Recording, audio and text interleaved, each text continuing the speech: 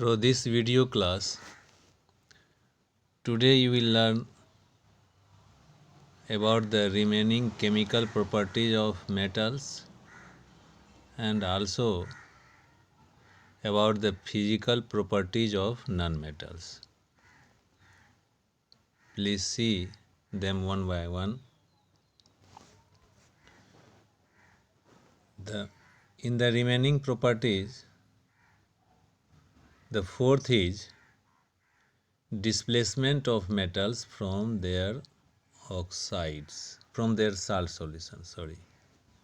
Means whenever you put some metals in a salt solution, suppose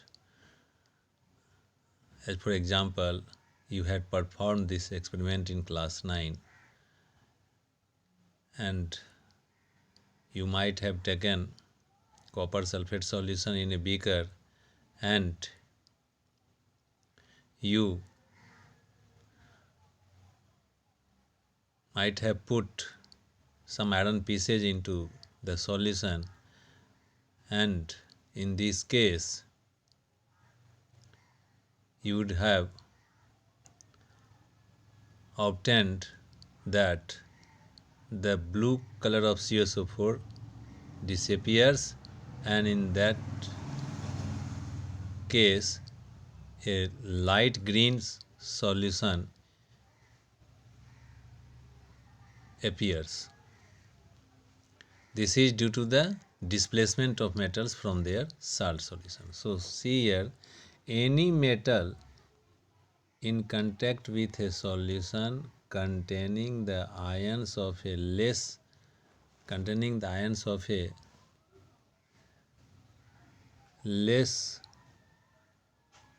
electropositive, that is less reactive metal, can replace the less electronegative metal ions of more electropositive metal are produced while the less electropositive metal gets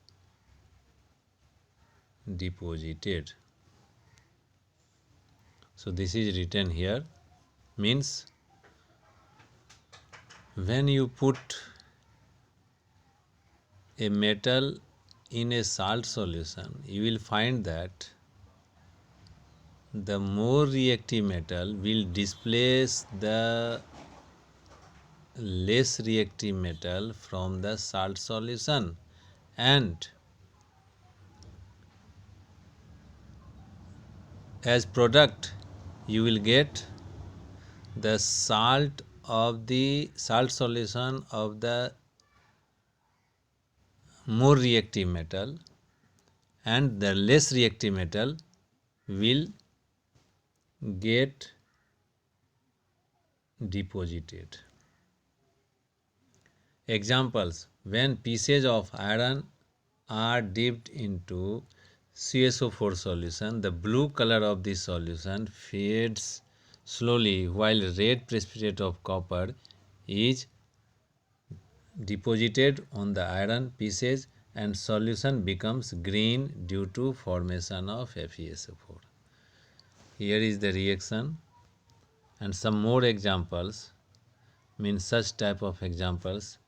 This is the example of some more. This is the chemical equation for more examples. When you put zinc pieces into iron sulfate solution, the same type of reaction will occur.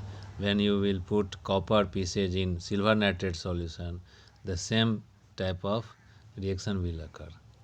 So these are the examples in support of the displacement of metals from their salt solution. Now the fifth property is that displacement of metal from metal oxide, means a more electropositive metal can displace a less electropositive metal from its oxide. Now see on the next page.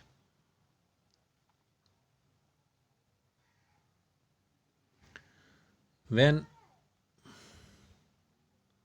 cupric oxide is heated, example is here for this chemical reaction, example is written. When cupric oxide is heated with magnesium powder, magnesium oxide is formed and copper is set free.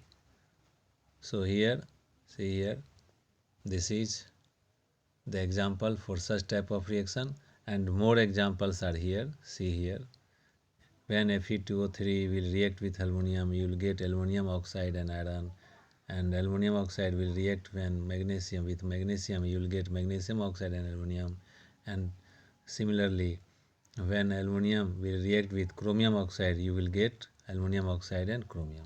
So this type of reaction is used in the metallurgy also. Is you you will have, you will get the opportunity to read such type of reaction in the topic metallurgy also, and such type of reaction is also known as are the examples of thermite reaction. When I will teach you the example of thermite reaction, you will find this type of examples for that, because a large amount of heat is evolved in this reaction.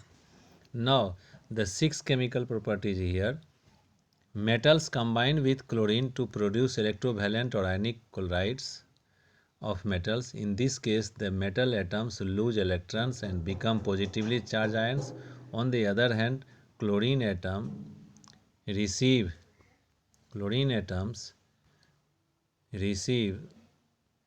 the electrons and become negatively charged ions. So this is the example. M stands for metal. When it loses electrons, suppose it loses n electrons, then n number n charge exists, means n plus means 3 plus, 2 plus, 5 plus, and so on.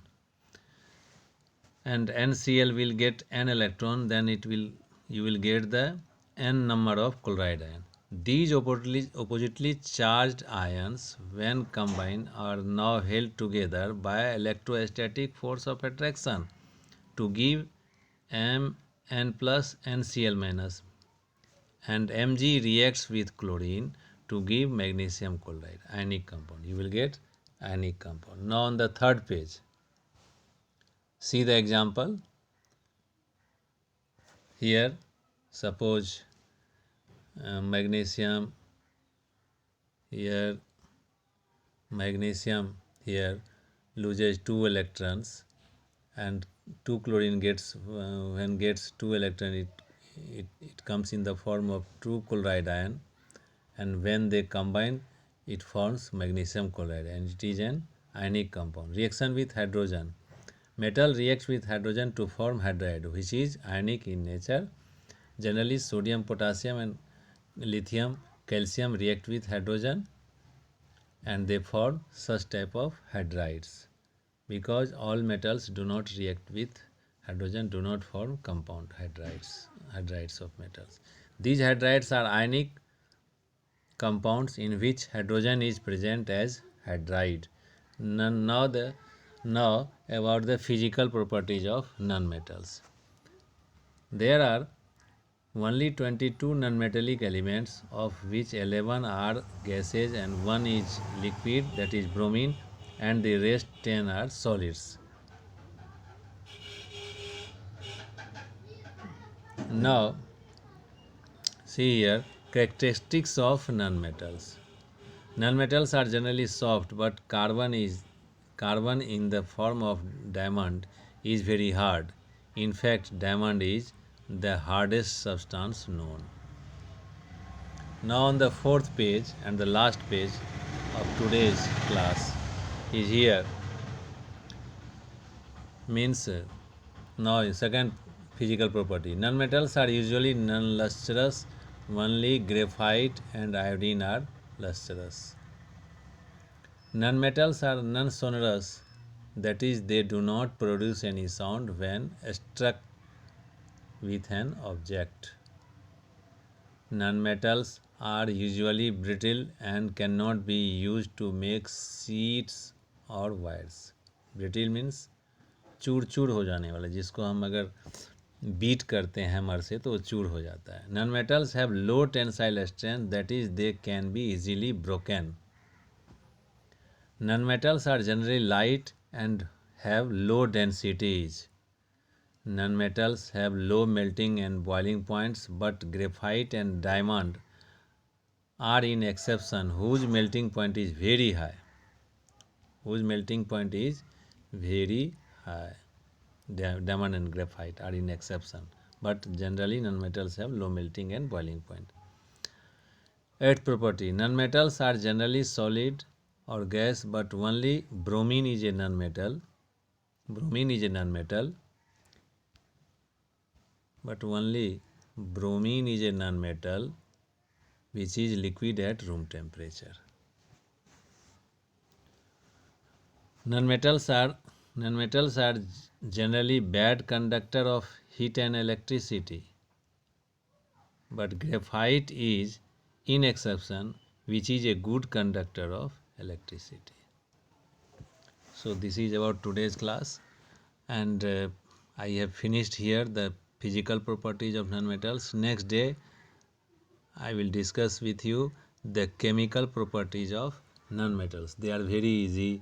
Nonmetals combine with oxygen to form nonmetallic oxide, that is acidic oxide. Nonmetals react with chlorine to form covalent compound, that is NCl3, SCl, and PCl5. Nonmetals react with hydrogen to form covalent hydrides. Nonmetals do not react with water because nonmetals have no tendency to lose electrons. Nonmetals do not react with dilute acids. These are the chemical properties of nonmetals, which about which I will discuss in the next class.